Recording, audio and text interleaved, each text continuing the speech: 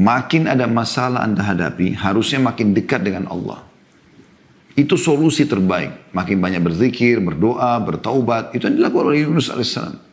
Dan ini solusi terbaik untuk mengembalikan nikmat Allah kepada kita. Karena setelah Nabi Yunus alaihissalam bukan minta agar diberikan kesehatan, ya dikeluarkan dari ikan, mulut ikan. Ya, bukan itu. Atau diberikan keselamatan. Dia hanya mengakui kesalahannya. Maka dengan itu Allah subhanahu wa ta'ala mengeluarkan dia dari mulut ikan tersebut. Sabilud dumu'i sabilun murih tanahada ya sahi kay tastarih. Assalamualaikum warahmatullahi wabarakatuh. Alhamdulillah wassalatu wassalamu ala rasulillah. Segala puji dan puja kehadirat Allah subhanahu wa ta'ala. Juga salawat dan taslim kepada Nabi besar Muhammad sallallahu alaihi wa ala alihi wa sahbihi wasallam. Baik, melanjutkan bahasan kita Sahih Hadis Qudsi, dan tentu ini ditulis oleh Syekh Syekh Mustafa Al-Adawi, dan kita sudah membahas asal penulisan atau perintah penulisan dan persaksian, yaitu hadis nomor 124 dari awal kita belajar ya. Dan hadis ini berbicara tentang awal penciptaan Adam alaihissalam, bagaimana beliau bersin, lalu kemudian dijawab oleh Allah subhanahu wa ta'ala pada saat dia mengatakan Alhamdulillah. Kemudian juga pada saat itu Allah subhanahu wa ta'ala menyuruh Adam alaihissalam untuk pergi ke sekelompok malaikat untuk mengucapkan salam. Lalu mereka menjawab, lalu kata Allah subhanahu wa ta'ala itu adalah ya, salam untukmu dan juga keturunanmu. Dan juga bagaimana diperlihatkan kepada Adam alaihissalam keturunannya, dan masing-masing ada catatan ya, di bagian wajahnya tentang umurnya. Dan sampai Adam AS melihat ada satu dari keturunannya umurnya cuma 40 tahun. Dan dia yang paling bercahaya, yaitu Daud AS. Maka Adam pun bertanya kepada Allah SWT. Allah mengatakan Allah telah tentukan 40 tahun. Lalu Adam mengatakan, ya Allah berikanlah dia dari umurku ya, 60 tahun. Maka umur Adam AS ya, diberikan 60 tahun kepada Daud, sehingga yang tadinya 1000 tahun umur dia itu berkurang, sisanya 940 tahun.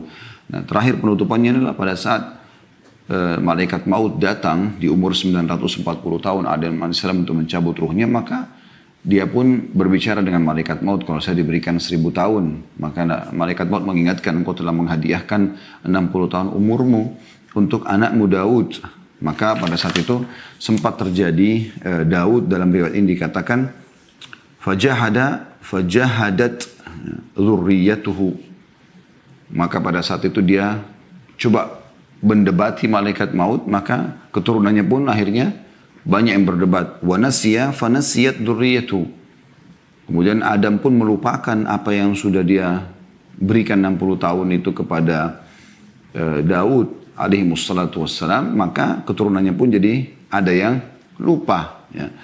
Qala famin yawma idzin umira bil kitabi wasyuhud. Maka mulai pada saat itulah diperintahkan agar ada penulisan dan juga persaksian. Ya, ini sudah kita bahas tentunya panjang lebar pada pertemuan yang lalu. Kemudian setelah saya telusuri, ternyata hadis nomor 125 dan 126 itu mirip dengan hadis ini, walaupun tidak sempat kita baca pada pertemuan sebelumnya. Maka saya akan bacakan, lalu kita akan masuk insya Allah ke bahasan kita. Saya akan bacakan 125 dan 126 dari hadis Qudsi ya. Jadi teman-teman yang pegang buku, maka kita akan baca karena ini mirip dengan penjelasan hadis nomor 124. Dan bahasan kita insya Allah pada pagi menjelang siang ini di 127 ya. Saya akan bacakan dulu 125 karena memang hadisnya ini walaupun menguatkan hadis 124 tapi belum kita baca. Nah, yaitu ucapan Allah SWT kepada Adam, yarhamukumullah, semoga Allah merahmatimu. Nomor 125, di sebelahnya ada tulisan sahih dari Anas bin Malik radhiyallahu anhu bahwasanya Rasulullah SAW bersabda, "Lamma nafakhallahu fi Adam ar-ruha, fabalagha ar-ruhu ra'sahu 'atash, faqala alhamdulillahi rabbil alamin, faqala lahu tabaraka wa ta'ala yarhamukullah." Ketika Allah meniupkan ruh dalam diri Adam, lalu ruh tersebut sampai di kepalanya, maka dia bersin lalu berucap alhamdulillahi rabbil alamin. Maka Rabb tabaraka wa ta'ala, Rabb yang maha berkah dan maha tinggi menjawab, yarhamukallah, semoga Allah merahmatimu, diriwayatkan oleh Ibnu Hibban. Dan ini tentu sudah kita jelaskan pada pertemuan sebelumnya ya. Salah satu faedah yang kita ambil dari hadits adalah pentingnya untuk tashmid. Tashmid itu artinya menjawab dan mendoakan orang yang memuji Allah pada saat bersin. Jadi kalau teman atau kerabat Anda atau pasangan Anda atau orang tua Anda, siapa saja bersin, Anda kenal tidak kenal, apalagi di sini syaratnya dia muslim ya. Kalau dia mengatakan bersin, alhamdulillah, Anda disunnahkan mengatakan yarhamkallah, kalau laki-laki yarhamkillah kalau perempuan. Ya. Jadi ini sunnah Nabi SAW dan ini tashmid namanya. Salah satu dari hak muslim terhadap muslim yang lain. Dan ini hadisnya, dan ini tentu tidak kita syarahkan lagi karena sudah kita jelaskan. Cuma hadisnya belum dibaca maka saya bacakan. Kemudian juga hadis selanjutnya 126 disebut dengan sanad sahih, judulnya Salam Penghormatan Kaum Muslimin. Ini juga sudah kita ambil pelajaran tentang keutamaan salam ya, pada hadis nomor 124. Saya bacakan hadisnya. Dari Abu Hurairah radhiyallahu anhu bahwa Rasulullah sallallahu alaihi wasallam bersabda, "Khalaqallahu Adama ala suratihi, tuluhu 60 dhira'a, falamma khalaqahu qala idhhab fasallim ala haula'i nafari minal malaikati julus, fastami' ma yuhayyunaka, fa innaha tahiyyatuka wa tahiyyatu dhurriyyatik." Faqala assalamu alaikum, faqalu assalamu alayka wa rahmatullah, fazaduhu wa rahmatullah, fakullu man yadkhulul jannata ala surati Adam falam yazalil khalqu yanqusu ba'du hatta al-an. Allah subhanahu wa ta'ala menciptakan Adam dalam bentuk rupanya, tingginya 60 hasta. Setelah menciptakannya, Allah berfirman kepadanya, maksudnya Adam 60 hasta tingginya, sekitar 27,5 meter atau 30 meter ya, kurang lebih seperti itu. Lalu Allah setelah menciptakan mengatakan, pergilah, lalu ucapkan salam kepada mereka, maksudnya segolongan malaikat yang sedang duduk. Kemudian dengarlah salam yang mereka ucapkan kepadamu, maksudnya jawabannya. Sebab itu adalah salammu dan salam keturunanmu. Lalu dia mengucapkan, Assalamualaikum. Artinya keselamatan untuk kalian. Adam AS mengucapkan kepada para malaikat. Mereka pun alaihissalam para malaikat menjawab, Assalamualaikum, Assalamualaikum warahmatullah. Keselamatan juga untukmu dan ditambahkan padanya dan semoga Allah memberimu rahmat. Mereka menambahkan dengan warahmatullah. Setiap orang yang masuk surga berperawakan Adam. Manusia terus mengecil setelah Adam hingga sekarang. Hadis riwayat Bukhari Muslim. Jadi yang kita tidak beratkan adalah potongan hadis terakhir saja. Yaitu bagaimana Adam AS menciptakan 60 hasta, sekitar 27,5 meter atau hampir mendekati 30 meter. Ya, tingginya jadi seperti sebuah bangunan besar ya, kayak building gitu ya. Kemudian kata Nabi SAW, manusia terus mengecil. Sampai sekarang, maksudnya sampai di waktu beliau hidup, ada juga yang mengatakan sampai menjelang hari kiamat. Makanya sekarang kalau ada orang yang tingginya 2 meter aja sudah dianggap tinggi sekali di zaman kita kan. 2 meter. Padahal di zaman Adam AS diciptakan 60 hasta. 27,5 meter. Jadi beda jauh sekali. Jadi masih sekitar 25 meter kurang lebih antara kita sama Adam AS. Beda jauh. 25 meter sangat tinggi. Anda kalau punya rumah, biasanya rumah itu normalnya tingginya kan 3 meter ya. Antara lantai ke atap. 3,5 meter. Kalau ada 5 meter itu sudah tinggi sekali. Nah, itu aja sudah luar biasa kalau ada manusia seperti itu. Bagaimana kalau dia ya 27,5 meter. Dan dipastikan bahwasanya kita akan kembali sebagai ahli surga ke perawakan Adam alaihissalam. Jadi nggak ada lagi orang yang pendek, nggak ada lagi orang yang jelek, nggak ada lagi orang yang tua, nggak ada lagi orang yang sakit pada saat masuk surga. Semoga Allah SWT menjadikan kita penghuninya. Baik teman-teman sekalian, kita akan masuk ke bahasan kita. Hadits nomor 127 dengan sanad sahih tentang Nabi Allah Yunus alaihissalam. Ini bahasan kita. Makanya ini ada temukan di flyer seperti itu ya. Dan insya Allah pertemuan akan datang juga kita akan bahas tentang kisah Musa bersama Khidir alaihissalam yang memang ditulis dalam bab kita setelahnya. Baik, saya akan bacakan sebuah hadits yang diangkat oleh beliau, yaitu hadits dari Abu Hurairah radhiyallahu anhu dari Nabi SAW bahwasanya dia, yakni Allah tabaraka wa ta'ala. Jadi hadisnya diskusi. Allah berfirman, la yanbaghi li 'abdin li, dalam kurung wa qala ibnu Muthanna li 'abdi. Kemudian masuk ke tutup kurung lalu dikatakan ayyakula ana khairum min Yunus bin Matta alaihi salam. Tidak patut bagi hamba milikku kata Allah. Lalu dalam kurung Ibnul Muthanna mengatakan, maksudnya perawi hadis yang menukil dalam sanad hadis dari Abu Hurairah mengatakan, bagi hambaku. Jadi bisa ada dua riwayat, li abdin li au li abdi. Hamba milikku atau hambaku, kata Allah SWT. Tidak layak bagi hambaku yang mengatakan, aku lebih baik daripada Yunus bin Matta alaihi salatu wassalam. Hadis riwayat Muslim dan Bukhari. Jadi hadis ini setelah saya lihat judulnya dan saya baca hadisnya, ternyata memang hadis ini berbicara tentang Nabi Yunus alaihissalam. Tepatnya keutamaan Yunus alaihissalam. Dan kita akan ambil insyaAllah dua buah pelajaran dari hadis ini yang akan kita rincikan. Semoga Allah berkahi dan ikhlaskan niat kita dan memberikan sebagai ilmu tambahan buat kita, yaitu tentang kisah Yunus alaihissalam dan juga tentang masalah pentingnya tawadhu, merendah di dalam Islam. Baik teman-teman sekalian, saya akan coba bacakan dulu beberapa hadis ya, selain hadis qudsi ini yang mirip dengan hadis ini, yaitu hadis yang diriwayatkan Imam Bukhari. Kalau ada yang mau catat silakan, di nomor 3412 ya. Imam Bukhari meriwayatkan di nomor 3412 dan Imam Ahmad meriwayatkan di jilid 1 halaman 390. Imam Ahmad di jilid 1 halaman 390, juga beliau ulangi di 440, beliau juga ulangi di 443. Yang bunyinya kata Nabi SAW, jadi hadis ini sahih riwayat Bukhari. La yanbaghi li 'abdin an yaqul ana khairu min Yunus bin Matta. Tidak layak dan tidak boleh sebenarnya bagi seorang hamba mengatakan aku lebih baik daripada Yunus bin Matta. Ya, Nabi Yunus AS sama ayahnya Matta. Juga dalam hadis yang lain ya, diriwayatkan juga oleh Bukhari dengan nomor yang sama 3412. Jadi dari satu nomornya ada beberapa riwayat yang beliau nukil.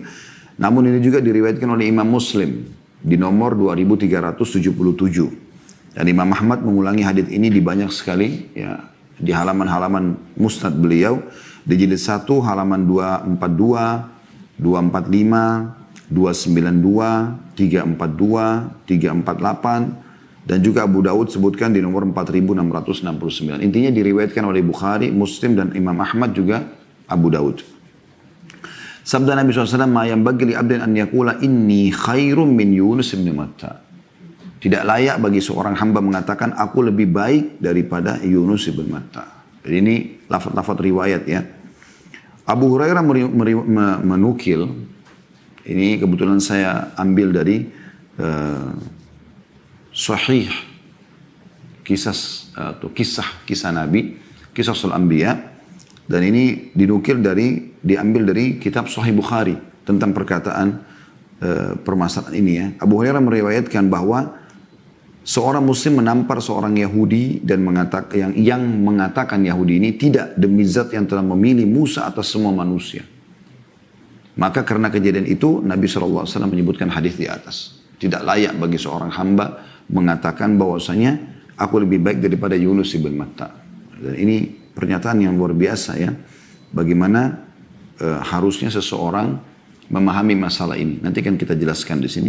Kemudian Imam Bukhari berkata, dan aku tidak mengatakan bahwa ada seseorang yang lebih baik daripada Yunus bin Matta. Hadis riwayat Bukhari di nomor yang tadi sama, kurang lebih 4 nomor setelahnya, 3416. Dan Muslim juga meriwayatkan di 2376. Baik teman-teman sekalian, hadis ini menyebutkan kepada kita tentang keutamaan Nabi Yunus alaihissalam. Bagaimana beliau alaihissalatu wassalam memiliki kedudukan yang sangat tinggi di sisi Allah subhanahu wa ta'ala. Sampai-sampai tadi ada orang Yahudi mengatakan Musa ya, di atas atau dipilih atas semua manusia. Maka Nabi SAW malah menjawab mengatakan tidak layak seorang hamba mengatakan aku lebih baik daripada Yunus bin Matta. Artinya para nabi-nabi pun tidak boleh mengucapkan itu ya, satu sama yang lain. Kemudian juga apalagi kalau hamba-hamba biasa selain para nabi. Lalu kemudian jadi pertanyaan, kenapa Yunus bin Matta yang diberikan sebagai rujukan di sini? Karena memang beliau punya kisah sebenarnya. Kisah Nabi Yunus alaihissalam ini, beliau diutus oleh Allah subhanahu wa ta'ala ke negeri Nainawah namanya di wilayah Irak. Ya. Kalau sekarang di utara Jazirah Arab, ya, di ujung Arab Saudi perbatasan dengan Irak. Ya. Tentu wilayah ini masuk dalam berpenduduk di waktu-waktu kita sekarang. Namun tepatnya di mana titiknya mereka itu masih butuh penelusuran lebih jauh ya. Intinya pada saat itu mereka menyembah berhala. Lalu kemudian Allah Subhanahu wa taala mengutus Yunus alaihissalam bukan dari wilayah mereka datang mendakwahi mereka. Terus saja Yunus alaihissalam mendakwahi mereka agar jangan menyembah berhala, jangan berbuat syirik, namun mereka menolak dakwah Nabi Yunus alaihissalam. Sampai akhirnya Nabi Yunus memohon kepada Allah Subhanahu wa taala agar dipindahkan lokasi dakwah. Jangan di orang ini menolak gitu. Ya. Kemudian mengancam mereka sambil mengatakan kalau kalian tidak meninggalkan penyembahan berhala ini dan tidak beriman kepada Allah SWT akan datang siksaan Allah dalam 3 hari ini. Sambil menunggu izin dari Allah Subhanahu wa taala, Nabi Yunus mengambil inisiatif untuk meninggalkan wilayah Nainawah dan sudah menjadi sebuah peraturan dari Allah Subhanahu wa taala kepada para nabi-nabi, mereka tidak boleh meninggalkan lokasi walaupun mereka sampai dibunuh. Kasus Nabi Yahya alaihissalam yang dibunuh oleh kaumnya sendiri, gitu kan? Jadi memang mereka membunuh bahkan di antara Bani Israel banyak yang membunuh nabi-nabi mereka walaupun tidak semua disebutkan namanya. Tapi yang paling nyata adalah kisah Yahya alaihissalam. Ya, sebuah mukjizat Allah SWT kepada ayahnya Zakaria yang sudah sangat tua 100 tahun lalu kemudian memiliki anak Yahya yang Allah jadikan sebagai nabi. Mereka bunuh. Intinya teman-teman sekalian, Nabi Yunus alaihissalam ini meninggalkan wilayah itu. Meninggalkan wilayah Nainawah dengan niat baik sebenarnya. Dia ingin mencari lokasi dakwah yang baru sambil menunggu wahyu turun. Maka karena itu Allah Subhanahu wa taala menghukumnya. Menghukumnya walaupun dia niatnya baik. Maka dia pun jalan naik di atas sebuah kapal. Akhirnya kapal itu dihantam dengan ombak yang besar. Dan pada saat ombak itu menggoyangkan kapal tersebut, maka kapten kapalnya mengatakan kita harus mengurangi beban di kapal. Lalu dibuang-buangilah barang, ternyata masih belum bisa juga. Akhirnya diundilah nama siapa kira-kira di antara mereka yang akan turun dari kapal. Ya. Tepatnya pada saat itu memang di tengah lautan, mereka harus mengurangi beban, gitu kan. Maka mereka mengundi, ternyata dalam undian itu Yunus alaihissalam ya, yang keluar namanya. Karena semua nama penumpang ditulis di atas sebuah kayu atau batu, kemudian diundi, diacak keluar nama Nabi Yunus. Yang kedua juga begitu, yang ketiga juga begitu. Akhirnya setiap kali keluar nama Nabi Yunus mereka mengatakan salah satunya, kami tahu ini Nabi Allah. Mungkin ya, coba ulangi, kalau ada selain dari dia kita akan coba ya. Karena mereka juga mendengar Nabi Yunus alaihissalam di lokasi Nainawah gitu kan. Tapi memang perlu kita garis bawahi teman-teman sekalian, nabi-nabi sebelum Nabi Muhammad SAW diutus khusus untuk kaumnya. Khusus untuk kaumnya. Ya, jadinya dia kalau berdakwah di Nainawah, Nabi Yunus tidak punya kewajiban untuk berdakwah di lokasi lain. Ya, satu-satunya Nabi dan Rasul yang Allah utus untuk seluruh alam semesta hanya Muhammad alaihi wassalatu wassalam. Hanya Nabi Muhammad SAW. Ini Nabi yang paling mulia yang Allah mengatakan, "Wa ma arsalnaka illa rahmatan lil alamin." Kami tidak utus ke Muhammad kecuali rahmat bagi seluruh alam semesta. Gitu kan? Jadi Nabi Yunus SAW ada yang tahu dia Nabi, gitu kan? Kemudian Nabi Yunus mengatakan mungkin ini peringatan dari Allah. Karena dia meninggalkan wilayah Nainawah, dia merasa bersalah. Akhirnya dia pun berdiri di pinggir kapal. Lalu dia loncat dengan hikmah Allah SWT. Allah mengutus kepadanya ikan besar yang masyhur. Lalu menelannya.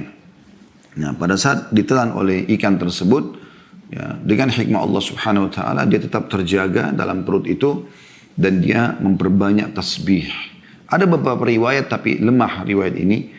Bahwasanya Yunus AS mendengarkan tasbih, ya, yang ya, hewan-hewan laut yang ada di situ. Lalu bertanya, apa ini?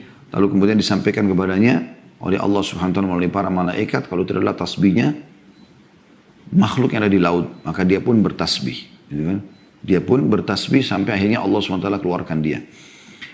Tapi yang jelas dari umumnya ayat akan kita bacakan sebentar lagi insyaAllah, yaitu dia bertasbih kepada Allah Subhanahu Wa Taala. Dan ada riwayat sahih Nabi SAW mengatakan siapa yang membaca tasbihnya Yunus alaihissalam itu, atau nama lainnya Dhannun, ya, nama lain Yunus alaihissalam Dhannun, yaitu la ilaha illa anta subhanaka inni kuntu minadh dhalimin, maka akan diijabah doanya. Itu kata Nabi SAW dalam hadis sahih. Maka Yunus AS terus mengucapkan kalimat ini, la ilaha illa anta subhanaka inni kuntu minadh dhalimin, la ilaha illa anta subhanaka inni kuntu minadh dhalimin. Tidak Tuhan yang berhak disembah kecuali Engkau ya Allah, aku termasuk orang-orang zalim. Maksudnya betul-betul aku mengakui kesalahanku. Ya. Maka pada saat itu pun Allah Subhanahu wa taala mengizinkan dia dimuntahkan oleh ikan tersebut ke sebuah tanah yang tandus. Kemudian Allah Subhanahu wa taala mengaruniakan kepada dia ada pohon dari yaktin atau buah labu, kemudian dia memperkuat dirinya dengan buah tersebut. Ya. Ada juga beberapa athar menukil bahwasanya Allah Subhanahu Wa Taala mengaruniakan dia seekor sapi yang punya susu yang baik, lalu dia memperkuat dirinya dengan susu tersebut. Intinya pada saat itu Allah Subhanahu Wa Taala memerintahkan dia agar kembali ke Nainawa untuk mendakwahi mereka. Ya, dan disebutkan di situ dalam ayat Quran yang akan kita baca insya Allah jumlah mereka 100.000 atau lebih dari 100.000 warga atau masyarakat ya. Dan pada saat Nabi Yunus SAW meninggalkan, sementara Allah Subhanahu Wa Taala memberikan didikan kepada nabinya yang mulia ini, Yunus SAW, maka penduduk Nainawa di dalam hari-hari Nabi Yunus pergi itu, mereka kedatangan siksa Allah Subhanahu Wa Taala, dalam arti kata sudah ada tanda-tanda langit gelap, hujan turun segala macam, dan akhirnya sampai Subhanallah mereka taubat. Pada saat mereka lagi kocar kacir, ya, mereka lagi mau melarikan diri, maka kepala suku mereka menenangkan dan akhirnya mengajak semuanya untuk bertaubat. Ya, mereka semua bertaubat kepada Allah Subhanahu Wa Taala, menyatakan beriman, maka Allah pun menghilangkan siksaan tersebut. Ya, Allah pun menghilangkan siksaan tersebut dan akhirnya mereka menyatakan beriman kepada Nabi Yunus, bahkan mereka memohon agar Allah SWT mengembalikan Yunus kepada mereka. Alaihissalatu wassalam. Intinya Yunus SAW kembali dan akhirnya mereka beriman kepadanya. Nah, di sini teman-teman sekalian, dari kisah ini kita akan coba juga kuatkan dengan baca. Silakan nanti dibuka. Saya berharap teman-teman buka handphonenya, aplikasi Al-Quran maksud saya di handphone. 3 surah ya, surah Shaffat, ada surah Anbiya dan surah Yunus. Ya, yang jelas ada 1 surah dalam Al-Quran yang Allah berikan nama Yunus alaihissalam. Dan ini pasti punya kedudukan tersendiri ya. Seperti ada surah Muhammad, ada surah Yusuf, ada surah Ibrahim ya. Ini semua ada surah Hud. Ya. Tidak semua nabi-nabi Allah gunakan namanya. Ada umumnya nabi-nabi seperti Sulaiman alaihissalam terkenal. Daud alaihissalam terkenal. Musa alaihissalam terkenal. Tapi tidak ada nama surah untuk nama mereka. Yunus alaihissalam punya nama digunakan. Ya, Yunus. Padahal sebenarnya kalau kita lihat surah Yunus, ya, itu dalam Al-Quran, nanti kita akan baca insya Allah. Hanya ada 1 ayat yang menyebutkan tentang Yunus alaihissalam di situ. Tepatnya ayatnya ke-98. Nanti kita akan baca insya Allah.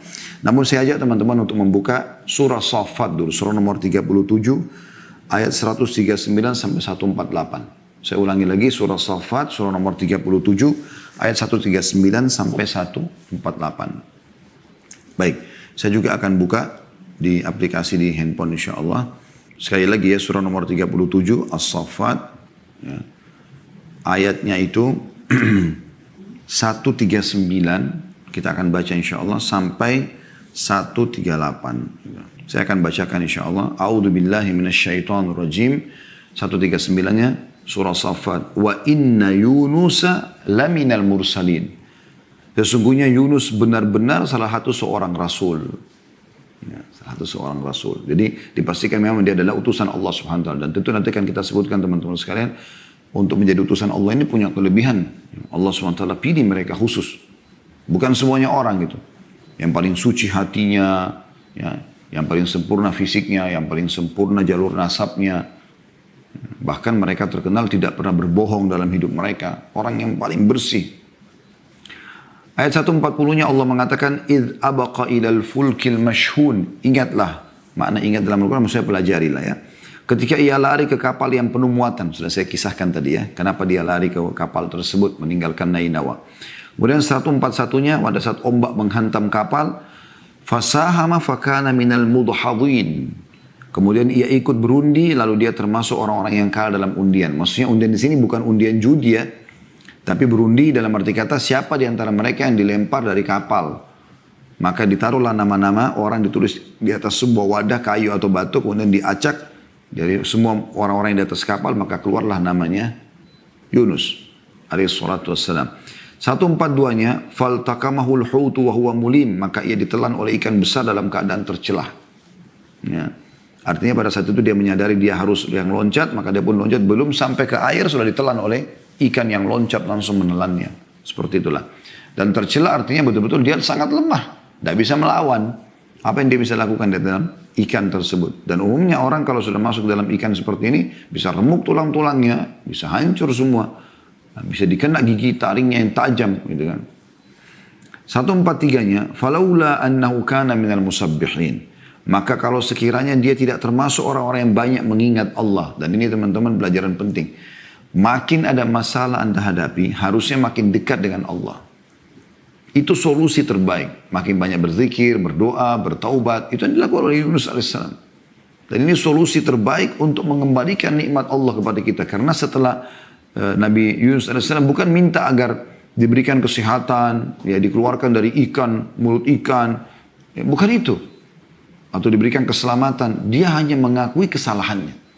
Maka dengan itu Allah subhanahu wa ta'ala mengeluarkan dia dari mulut ikan tersebut. Allah sehatkan badannya.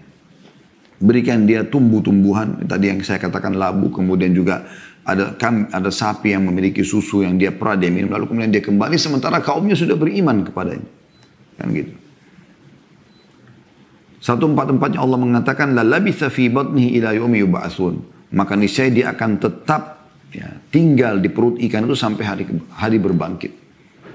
Allah subhanahu wa ta'ala akan kekalkan dia di dalam perut ikan tersebut sampai hari kiamat. Pada saat hari kiamat ikan itu pun mati karena semua akan mati menjelang hari kiamat. Maka pada saat itu pun Yunus AS baru bisa terlepas dari perut ikan. Kalau dia bukan termasuk orang yang banyak bertasbih. Dan ingat tasbihnya sudah disebutkan dalam riwayat sahih adalah kalimat la ilaha illa anta subhanaka inni kuntu minadh dhalimin. Jadi pengakuan terhadap dosa kalau dia berbuat zalim. Gitu kan. Lalu 145-nya karena dia banyak bertasbih, fanabadnahu bil ara'i wa huwa saqim. Kemudian kami lemparkan dia ke daerah yang tandus sedang dia dalam keadaan sakit. Kemana enggak sakit? Tentu tidak ada kejelasan tepatnya riwayat berapa lama dia di dalam perut alaihissalam di dalam perut ikan itu. Tapi jelas dalam beberapa menit saja atau jam saja sudah cukup orang untuk remuk di dalam perut ikan yang besar dalam lautan, terombang-ambing di dalam situ. Ya, tidak ada yang bisa dipegangin. Belum lagi ikan itu main telan juga ikan-ikan yang lain, ya, hewan-hewan yang lain yang dia makan. Gitu kan. Dan tentu juga tidak disebutkan jenis ikannya seperti apa ya. Tentu banyak riwayat yang lemah berhubungan dengan masalahnya, tapi tidak kita bahas. Ya. Kemudian 146-nya wa ambatna alaihi syajaratan min yaqtin, lalu kami tumbuhkan pada saat kami lemparkan dia dari mulut ikan di tanah tandus tadi di padang pasir itu, dan kami tumbuhkan untuk dia sebatang pohon dari jenis labu. Dan ini sudah saya jelaskan di tema kita, teman-teman bisa ikuti insyaallah di playlist YouTube ada Corona dan solusinya dalam Islam. Itu kita bahas salah satu yang makanan terbaik adalah yaqtin, labu itu. Yang sudah kami praktikin waktu itu sama Akhrido jazakallahu khair. Chef kami yang ada di Resto Ajwad itu untuk membuatkan ada jus labu, ya ada sup labu, dan itu sangat bagus diambil daripada hikmah kejadian ini tentunya. Lalu 147-nya kata Allah wa arsalnahu ila mi'ati alfin aw yazidun, dan kami utus dia kepada 100.000 orang atau lebih. Tentu khilaf di antara ulama tentang masalah apakah 100.000 ini kaumnya atau kaum yang lain. Tapi yang lebih condong ya pendapat ulama yang kami pilih adalah kepada kaumnya kembali, karena kaumnya nanti akan kita bacakan ini ada hubungannya dengan surah Yunus ya, bagaimana Allah selamatkan kaum Yunus dari siksaan justru karena mereka juga taubat kepada Allah Subhanahu wa taala, maka Allah kembalikan Yunus kepada mereka. Kemudian 148 dikatakan fa'amanu famatta'nahum ila hin, lalu mereka beriman. Siapa mereka? Kaumnya Nabi Yunus. Karena itu kami anugerahkan kenikmatan hidup kepada mereka hingga waktu yang tertentu. Maksudnya sampai ajal mereka datang. Ya. Sekarang coba teman-teman kita buka surah Al-Anbiya. Ya, surah nomor 21 dalam Al-Quran. Ini memang berbicara tentang nabi-nabi tentunya. Ayat 87 dan sampai 88. Ya, jadi 2 ayat saja di sini. 87 sampai 88. Tentu di sini banyak sekali ayat-ayat yang dalam surah ini bicara tentang semua hampir nabi-nabi atau mayoritas nabi-nabi disebutkan ya, dari 25 nabi yang wajib kita imani itu. Tapi di sini di ayat 87 88 dua ayat ini khusus bicara tentang Yunus alaihissalam. Saya bacakan Al-Anbiya sekali lagi surah nomor 21 ayat 87 dan 88. A'udzu billahi minasyaitonir rajim wa dhannuni idh dhahaba mughadiban fa dhanna an lan naqdir alayhi fanada fi dhulumati an la ilaha illa anta subhanaka inni kuntu minadh dhalimin. Dan ingatlah kisah Dhannun atau Dhunnun. Ini nama lainnya Nabi Yunus alaihissalam. Dan saya sudah bilang kalau bahasa ingat dalam Al-Quran berarti pelajarilah. Ya, karena kita tidak mungkin ingat kalau kita tidak pelajari kan gitu. Ketika ia pergi dalam keadaan marah. Dia marah sama siapa? Sama kaumnya karena tidak mau beriman. Lalu ia menyangka bahwa kami tidak akan mempersempit atau menyulitkannya. Karena dia meninggalkan lokasi sebelum datang izin. Ya. Maka ia menyeru dalam keadaan sangat gelap. Di mana ini? Di perut ikan. Ya. Dia mengatakan bahwa tidak ada Tuhan selain engkau maha suci, engkau sungguhnya aku termasuk orang-orang zalim. Sudah kita jelaskan, zikir ini luar biasa. Pengakuan dosa kepada Allah itu sudah cukup menjadi penyebab kembalinya nikmat-nikmat. Ya. Lalu Allah mengatakan ayat 88-nya fastajabna lahu wa najjaynahu minal gham wa kadzalika nunjil mu'minin. Maka kami telah memperkenankan doanya dan menyelamatkannya dari kedukaan dan demikianlah kami selamatkan orang-orang beriman. Ya, karena dia bertaubat maka Allah selamatkan dia. Yang terakhir teman-teman kita ke surah Yunus surah nomor 10 dalam Al-Quran dan kita akan baca ayat 98. Nah ini cuma satu ayat saja ya. Ini tentang bagaimana penduduk Nainawa Allah selamatkan karena beriman. Ya. Bunyi a'udzubillahi minasyaitonirrajim falaula kanat qaryatun amanat fanafa'aha imanuha illa qauma yunus lamma amanu kashafna anhum adzabal khizyi fil hayatid dunya wa matta'nahum ila hin. Dan mengapa tidak ada penduduk satu kota yang beriman lalu imannya itu bermanfaat kepadanya selain kaum Yunus.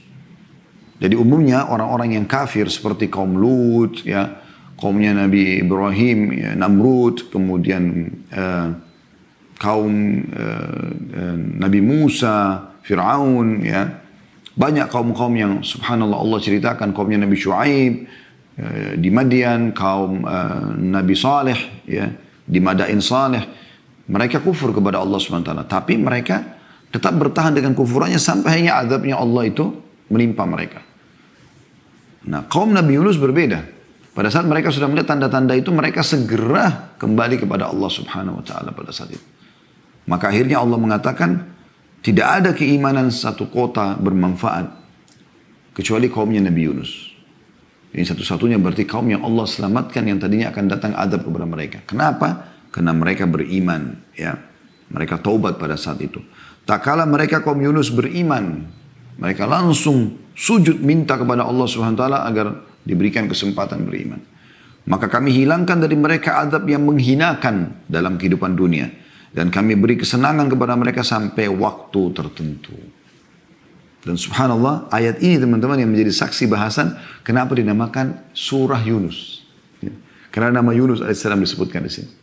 Walaupun ayat-ayat yang lain sudah tidak berbicara lagi tentang Yunus alaihissalam. Ya. Baik teman-teman sekalian, kita masuk ke poin penting dalam masalah ini. Masih dalam atau saya mungkin tadi mengatakan 2 pelajaran, saya jadikan 3 pelajaran ya. Jadi yang pertama ini kisah sebenarnya, kisah Yunus alaihissalam. Yang kedua adalah kedudukan para nabi-nabi sendiri, kedudukan para nabi-nabi sendiri. Baik, teman-teman sekalian, nabi-nabi ini memang adalah pilihan-pilihan Allah Subhanahu Wa Taala. Mereka pilihan Allah Subhanahu Wa Taala. Mereka memang orang-orang yang terpilih dan keistimewaannya luar biasa gitu, luar biasa keistimewaan mereka. Ya. Di antara yang bisa kami simpulkan dari keistimewaannya para nabi-nabi itu, yang pertama, kalau ada yang mau catat tentu silahkan. Ya. Allah Subhanahu Wa Taala memilih para rasul dan nabi yang memiliki fisik dan paras wajah lebih daripada manusia biasa. Dan Allah Subhanahu Wa Taala telah menggambarkan tentang kisah Yusuf alaihissalam. Bagaimana dalam surah Yusuf, ya, Allah SWT menggambarkan bagaimana para wanita Mesir tertarik pada dia dengan ketampanannya sampai akhirnya memotong jari-jari mereka dan tidak sadar kalau sedang dipotong, yang dipotong adalah jari mereka. Anda bisa kembali kepada surah Yusuf. Begitu juga dengan bagaimana Allah gambarkan kekuatan fisik yang Allah berikan kepada Musa AS pada saat mengangkat batu sendirian di wilayah Madian yang tadinya harus diangkat dengan 10 orang. Ya. Nah, ini contoh, dan bagaimana juga itu digambarkan kepada Nabi tentang Nabi SAW. Ka'ab bin Malik radhiyallahu anhu berkata, bagaimana beliau mengatakan bahwasanya saya pernah melihat bulan purnama sangat indah dan saya tertarik sampai tidak mau mengalihkan pandangan mata saya, dan kebetulan itu di depan rumah Nabi SAW. Kemudian tiba-tiba terdengar suara pintu rumah Nabi SAW. Saya pun mengarahkan wajah saya ke rumah Nabi. Ternyata Nabi lagi keluar SAW. Dan beliau baru selesai mandi, menyisir rambutnya dengan rapi. Maka saya temukan Nabi lebih indah daripada bulan itu. Ya. Bagaimana juga Ali bin Abi Thalib mengatakan, kalau kami sedang mengalami tekanan dalam peperangan, medan perang, maka kami semua berlindung di belakang Nabi SAW. Jadi Allah berikan kelebihan mereka. Juga Allah Subhanahu wa taala, itu bisa kita bahasakan yang pertama ya, Allah berikan kelebihan fisik dan juga paras wajah ya. Yang kedua, Allah mengaruniakan mereka akhlak yang mulia ya. Jadi para nabi-nabi ini terjaga semuanya. Terjaga semuanya dari akhlak-akhlak yang buruk ya. Anda bisa kembali ke kajian sirah nabawi kami sudah sebutkan itu. Bagaimana Nabi Muhammad SAW sebelum diutus menjadi nabi, itu beliau sendiri memang tidak pernah bisa untuk melakukan perbuatan-perbuatan yang tanda kutip akan dianggap tercela. Seperti pernah dalam sebuah kisah saya sebutkan waktu itu, dan dinukil dalam beberapa buku sirah ya, tentang bagaimana Nabi Muhammad SAW waktu sedang mengembala kambing. Teman-teman pada cerita, teman pengembala kambing yang lain, kalau ada acara perkawinan di sana dan ada begini dan begitu. Dan kebetulan acara perkawinan mereka sudah tahu ada perempuan menari, ada musik-musik gitu kan. Maka Nabi Muhammad SAW mengatakan, saya coba akan melihatnya. Ini sebelum masa kenabian. Namun subhanallah beliau tertidur. Ya, di hari kedua juga begitu, sampai hanya beliau di hari ketiga mengatakan, kalau begitu memang saya tidak akan pernah melihat acara seperti ini. Jadi Allah SWT menjaga mereka. Jalurnya tuh, jalur nasabnya, mereka terjaga dengan akhlak yang mulia. Makanya Allah memuji Nabi Muhammad SAW, wa innaka la'ala khuluqin azim. Maksudnya kau memiliki akhlak yang mulia. Dan ini semua tentu tujuannya supaya mereka bisa menyampaikan dakwah yang benar. Nah, mereka jadi suri teladan yang baik, mereka santun, mereka ramah, mereka penyabar. Waktu Nabi Muhammad SAW diganggu oleh sebagian orang Badui yang ingin memaksa beliau untuk meminta harta dengan cara kasar, sudah minta uang, lalu kasar, kata Nabi SAW, semoga Allah merahmati saudaraku Musa. Beliau sebutkan Musa, ya. Dia telah disakiti lebih daripada ini, lalu dia bersabar. Artinya mereka punya sifat akhlak yang mulia, penyabar itu.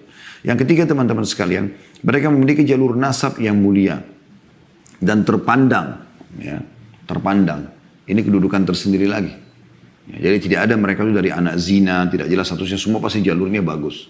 Yang keempat, para nabi-nabi itu memang orang-orang yang sangat cerdas. Ya. Bagaimana disebutkan dalam Al-Quran kisah tentang Ibrahim AS pada saat berargumentasi ya, menghadapi Namrud. Bagaimana Musa AS dengan Harun AS pada saat menghadapi Fir'aun berargumentasi depan mereka. Bagaimana Nabi Muhammad SAW menghadapi mereka, ya, orang-orang Quraisy, orang-orang munafik. Ya. Sampai pernah ada orang munafik sudah jelas-jelas ya, yang luar biasa mereka coba ya,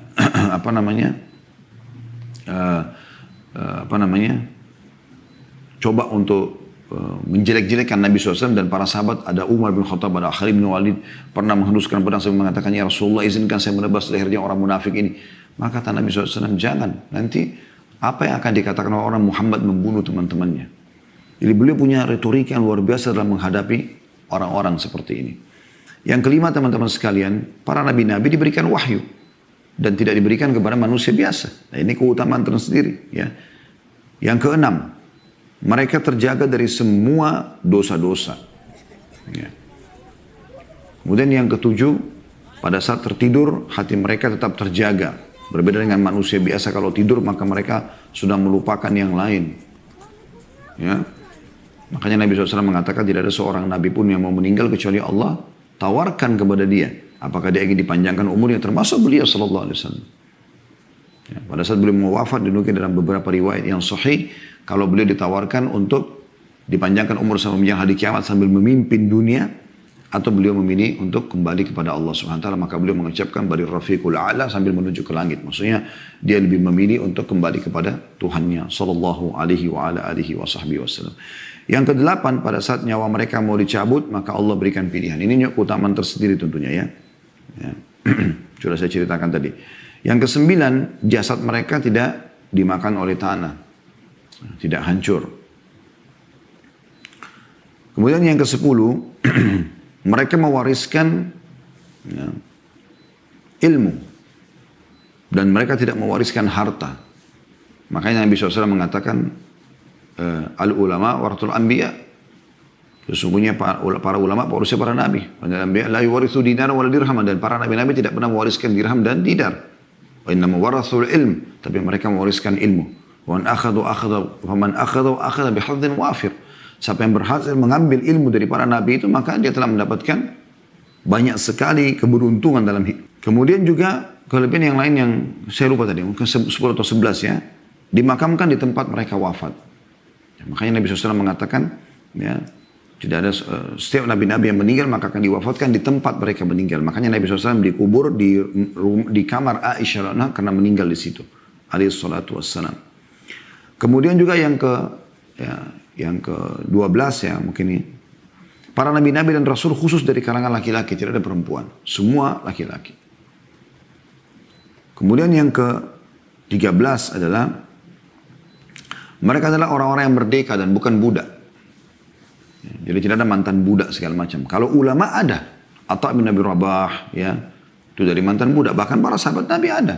Seperti Salman Al-Farisi, Bilal bin Rabah, Suhaib Ar-Rumi. Ini semua dulu bekas-bekas budak, tapi hanya mereka merdeka gitu kan. Tapi para nabi-nabi tidak ada seperti itu. Yang ke-14, doa para nabi diijabah oleh Allah Subhanahu wa taala. Ya. Jadi doa-doa mereka mustajab. Maka Nabi SAW mengatakan semua nabi-nabi punya doa pamungkas. Dan aku simpan doaku itu untuk umatku di hari kiamat nanti. Ini luar biasa gitu kan. Oleh karena itu Nabi SAW punya kedudukan yang sangat tinggi gitu. Juga ditambahkan oleh para ulama tentang masalah mungkin yang ke-15 ya. Para nabi-nabi tidak mimpi basah. Maksudnya tidak pernah mimpi junub. Ya. Karena ini berasal dari syaitan umumnya. Ya. Dan siapapun yang mimpi nabi, maka dan mimpi-mimpi mereka semua benar. Kalau nabi mimpi berarti benar. Bukan seperti kita digoda oleh syaitan. Seperti contoh Nabi Ibrahim AS pada saat mimpi menyembelih anaknya Ismail dalam Al-Quran diceritakan. Itu mimpi benar. Dan Allah mengatakan, qad saddaqta ar-ru'ya. Hai Ibrahim, kau telah mempercayai mimpi itu. Bagaimana Yusuf AS di kecilnya mimpi melihat matahari, bulan, bintang sujud kepadanya. Dan itu benar. Ya. Bagaimana Nabi Muhammad SAW mimpi berulang-ulang kali. Banyak yang beliau mimpikan. Maka itu juga termasuk mimpi-mimpi yang benar. Nah, ini keutamaan-keutamaan para nabi. Makanya kita teman-teman tidak boleh dari seorang da'i yang kemudian kita menganggap diri kita lebih baik daripada Yunus ibn Matta karena Nabi Yunus meninggalkan lokasi dakwah lalu Allah hukum. Tidak boleh sama sekali kita membahasakan itu. Baik, kita tutup teman-teman dengan faedah yang ketiga, yaitu pentingnya tawadhu. Tawadhu adalah merendah diri dan tidak menganggap remeh orang lain. Kurang begitu seperti itu kesimpulannya ya. Karena melihat waktu saya harus ringkaskan masalah ini. Punya keutamaan banyak sekali. Karena hadis ini penutupannya seperti itu. Jangan ada yang mengatakan saya lebih baik daripada Yunus ibn Matta. Kalau Allah SWT menjadikan ada seorang da'i, orang yang didengar nasihatnya, maka bersyukurlah kepada Allah. Ikhlaskan niat supaya bisa mendapatkan pahala. Di mana Nabi SAW bersabda, ma naqasat sadaqatun min malin wa ma zadallahu abdan bi afwin illa izza wa ma tawadha ahadun lillahi illa rafahullah. Ya. Sedekah tidaklah mengurangi harta. Tidaklah Allah menambahkan kepada seorang hamba sifat pemaaf, melainkan akan semakin memuliakan dirinya. Dan juga tidaklah seseorang memiliki sifat tawadu atau rendah hati, karena Allah, melainkan Allah akan meninggikannya. Hadis riwayat Imam Muslim. Dan ini hadis yang mulia sekali. Bagaimana kalau orang merendah karena Allah SWT, makin Allah berikan ilmu, makin Allah berikan harta, maka makin dia merendah. Bukan makin sombong. Ya. Jadi itu diambil dari pelajaran ini. Ya. Begitu juga dengan sabda Nabi SAW dalam hadis riwayat Muslim, wa inna Allah auha ilayya an tawadhu. Allah mewahyukan kepadaku agar kalian semua saling bertawadhu, hatta la yafkhar ahadun ala ahadin wa la yabghi ahadun ala ahad. Janganlah seseorang menyombongkan diri satu sama yang lain, ya, itu wahyunya Allah kepada Nabi Muhammad SAW. Dan jangan juga Allah mewahyukan kepadaku agar kalian semua memiliki sifat tawadhu, merendah, gitu kan?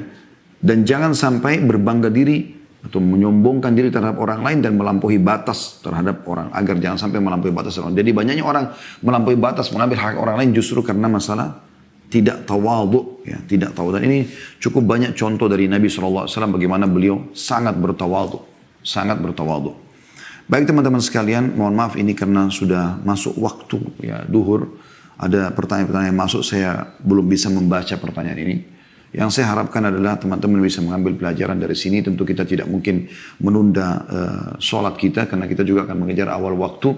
Sekali lagi saya mohon maaf karena belum bisa membaca pertanyaan pada kesempatan ini. Semoga insya Allah di lain waktu kita bisa membaca itu. Subhanakallahumma bihamdika asyhadu an la ilaha illa anta astaghfiruka wa atubu ilaik. Wassalamualaikum warahmatullahi wabarakatuh.